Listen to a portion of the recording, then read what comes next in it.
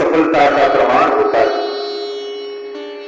और रूढ़ो अवसर आवा रूढ़ा दिवसे प्रारंभ થઈ રહ્યો છે। 84 વૈષ્ણવની ગાથા એમ તો હજારો લાખો વૈષ્ણવના ઘરે ઘરે રોજ ગવાય છે। સત્સંગના ક્રમમાં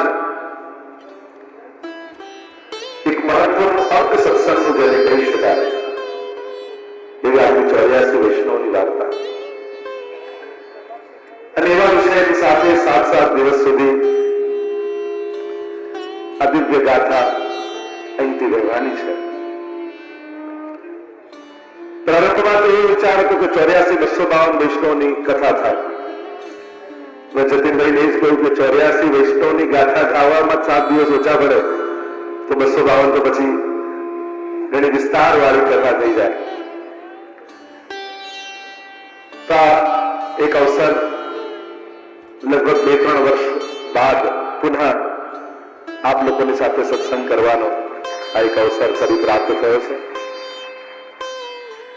વિનંતી એ તો ઘણા વૈષ્ણવની આવતી હોય પણ સંજોગ ઠાકોરજી જયારે કરે ત્યારે સત્સંગનું સમાયોજન થતું હોય છે। ભાગ્યોદયેન બહુજન્મ સમર્જિતેન સત્સંગમં ચ લભતે પુરુષો યદા વૈ। ભાગ્યનો ઉદય થાય, સાધનો સગવડતાઓ આ બધું કદાચ કર્મથી પ્રાપ્ત કરી શકાય પણ હૃદયમાં રહેલો ભાવ તો જેના ભાગ્યમાં ભગવાન લખે ને એને જ મળે।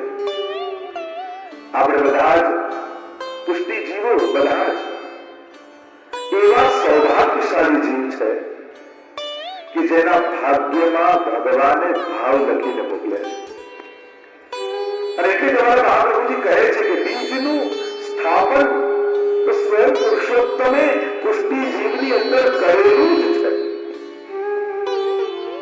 કેવળ એ બીજને જલ ખાતર આદિ આપી અને એનો વિકાસ કરવાનો છે। પ્રત્યેક પુષ્ટિજીવની ભીતર ભક્તિના બીજનું સ્થાપન પરમાત્માએ કરેલું છે। ભાગ્યભાગી છો તમે, ભાગ્યશાળી છો। તમારી અંદર ભાવ તો ભગવાને આપ્યો પણ પાછો એવા કુટુંબમાં તમને જન્મ આપ્યો જ્યાં ઠાકોરજીની સેવા બહુ સુગમ હોય, ભક્તિ કરવાની બધી સુવિધાઓ જ્યાં મળે એવા ઘરમાં જન્મ કરવો એ પણ બહુ ભાગ્યશાળીનું કામ છે। ખૂબ જ મોટું ભાગ્ય હોય તો એવા ઘરમાં જન્મ મળે કે જ્યાં ભક્તિ કરવાની બધી જ સુવિધાઓ મળે। તો જેના જેના ઘરે ઠાકોરજી વિરાજે છે એ સર્વ વૈષ્ણવને હું અહીંયાથી વંદન કરું છું કે તમે ભાગ્યશાળી છો। એક તો વૈષ્ણવ કુટુંબમાં જન્મ તમને મળ્યો અને પાછો એવા ઘરમાં જન્મ મળ્યો ત્યાં ઠાકોરજીની સેવા બિરાજી છે। એટલે એ ચહેરો ભાગ્યશાળી છે જે ભગવાનની નજર જેના ઉપર રોજ પડે છે। તમે ભાગ્યશાળી છો કારણ કે રોજ ઠાકોરજી તમને જુએ છે। એક વસ્તુ યાદ રાખજો, ભગવાન દર્શન બધાને આપે પણ નજર બધાને આપતા નથી।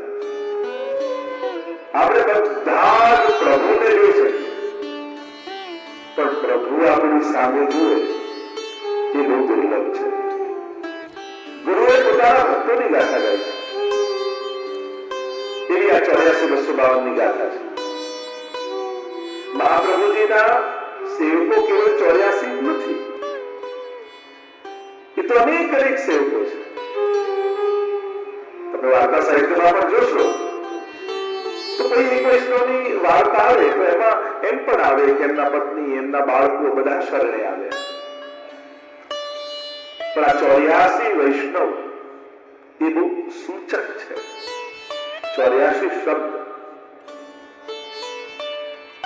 ગોકુળનાથજીના પ્રસંગમાં આવે છે।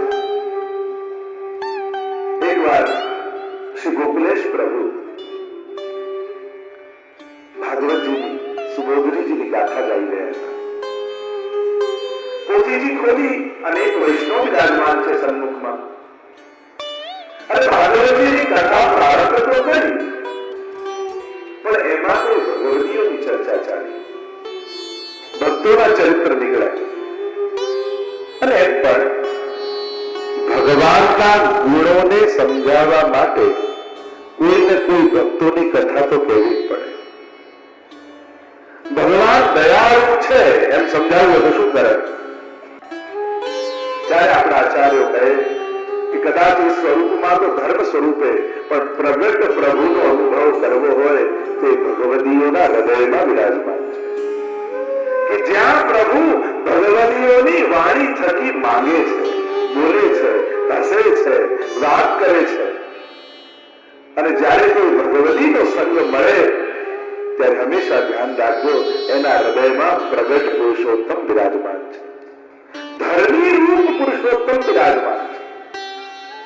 અને એટલા માટે જ્યારે કોઈ પરમ ભગવતી એવો વૈષ્ણવ આપણને કંઈ કહે તો એમ માનવું કે આજે ઠાકોરજીએ મને કંઈ કહ્યું, કંઈક માંગે તો એમ માનવું આજે ઠાકોરજી આના નિમિત્ત બનાવી મારી પાસે કંઈક માંગ્યું. હશે તો એમ માનજો આજે ઠાકોરજી મારા પર પ્રસન્ન થયા, અને કોઈ ભગવતીના આશીર્વાદ મળી જાય તો માનજો આજે ઠાકોરજી મને આશીર્વાદ આપ્યા છે. અને એટલા માટે ભગવતીઓના હૃદયમાં પ્રભુ પ્રગટ સ્વરૂપે વિરાજતા હોય છે. એટલે આપણે ત્યાં વિશેષ મહાત્મ્ય ભગવતીઓનું કહ્યું છે. 84 વૈષ્ણવની વાર્તા અને 252 વૈષ્ણવની વાર્તા, નિજ વાર્તા, ઘરુ વાર્તા, અનેક પ્રકારનું વાર્તા સાહિત્ય આપણે ત્યાં ઉપલબ્ધ છે. વાર્તા એટલે તમે એમ ન માનતા કે જે નાનપણમાં આપણે કોઈ વાર્તાઓ સાંભળતા એવી આ કાલ્પનિક વાર્તાઓ છે. ઇતિ વાર્તા સંસ્કૃત શબ્દ છે, આ તો સત્ય ઘટનાઓ છે. શ્રી ગોકુલેશ પ્રભુ એટલો પરિશ્રમ લીધો, એક એક એક એક જે મહાપ્રભુજીના કૃપા પાત્ર જીવો હતા એમના જીવન ચરિત્રનું સંશોધન કરી એમના સ્વજનોને મળી અને એમના જીવનના એક એક ચરિત્રો આલેખ્યા છે. અને આ કોઈ સાધારણ નથી. મહતામ કૃપયા, મહાપ્રભુજીના સુરસ ગ્રંથમાં શબ્દો છે, મહદજનોની કૃપા, મહાજનો યેન ગતસ્સ પંથા. મહાભારતમાં પણ યક્ષ પ્રશ્નમાં કહ્યું કિમ પંથ, જ્યારે યુધિષ્ઠિર પ્રશ્ન કરે છે, જ્યારે યક્ષ પ્રશ્ન કરે છે પંથ કોને કહેવાય, શું છે પંથ, કયો પંથ કહેવાય? યુધિષ્ઠિરે કહ્યું મહાજનો યેન, મહાજનો જ્યાં ચાલ્યા છે એ જ અમારા માટે પંથ છે. કદાચ સંસ્કૃતના મોટા મોટા શ્લોકો અને ગ્રંથો આપણે ન સમજી શકીએ,